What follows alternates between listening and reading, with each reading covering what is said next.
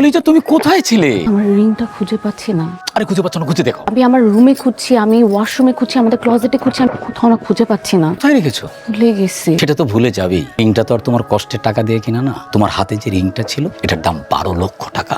এই 12 লক্ষ টাকার রিং হাতে দিলে তোমার মাথায় রাখতে হবে, সেটা পরে তুমি কোথায় যাচ্ছ, কোথায় রাখছো। সমস্যা নাই, টাকা গেলে তোমার হাজবেন্ডের যাবে, তোমার তো আর যাবে না।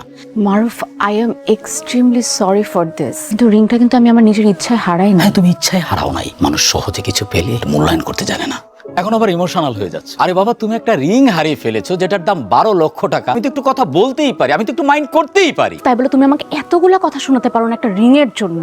12 লাখ টাকা তো আমি ফেরত দিয়ে দিব। 40 ভরি গয়না সেটাও ফেরত দেবে? তোমার দেয়া সবকিছু আমি ফেরত দিয়ে দিব। যে মানুষের থেকে টাকার মূল্যায়ন বেশি করে না, তা তুমি আমার সারা জীবন কাটাতে চাই না। তোমার পিছনে আমি টাকা ইনভেস্ট করেছি, কিছুই করতে পারি নাই। হাত ধরতে গেলেও বলতে বিয়ের পরে তুমি আসলে একটা লস।